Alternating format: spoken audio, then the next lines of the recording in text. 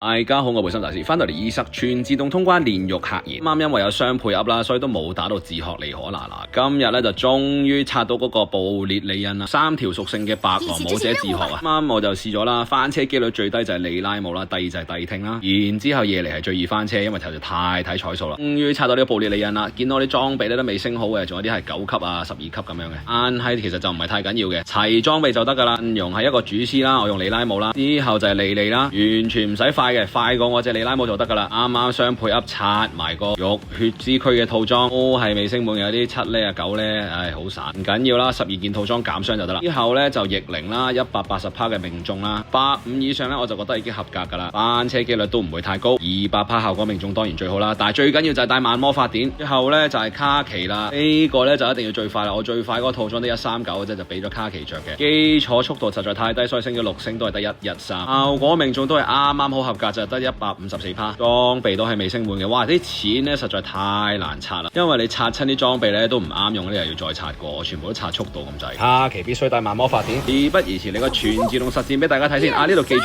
教翻咧，自動攻擊次序咧係大佬客言啊。卡奇一開始就開個大啦，要暈到側邊兩隻小怪，呢個咧係必須嘅。二速咧就係我哋嘅逆靈啦，3速你提速你拉姆一個大技打落去12萬啊！白狼武者自學再開個追擊，以後我哋隻火卡奇咧就再開個大技，再暈兩隻側邊嘅小怪，呢個就係萬魔法典嘅威力啦，可以再開多次大技。逆靈都係帶萬魔法典，再開多次大技，咁就舒舒服服俾你拉姆繼續做一個最大嘅輸出啦。建議你兩個萬魔法典咧都優先升到40級，始終都要解決晒 PVE 嘅所有副本啦。如果唔係何來打 PVP 啊？順帶一提咧，我用成性追擊咧，比動式穿刺咧成功通關嘅機率咧係高少少嘅，喺呢一個副本咋，因為呢個副本嘅客言咧係可以上到減益效果同埋控制效果嘅，始終有啲副本係唔可以上到呢啲效果噶嘛。係咁簡單可以自動通關啦，希望可以幫你全自動過到煉獄客言啦。再嚟就係最新一個兌換碼啦，大家記住用埋佢啦，有5張召喚券啦。留言嗰度我再重新打多一次，由伺服器開始嘅第一日，所有嘅兌換碼俾大家，記得 comment、like、subscribe 同 share 個 channel 啦，亦都打開你嘅小鈴鐺，有新片嘅時候就會通知你。下次見，拜拜。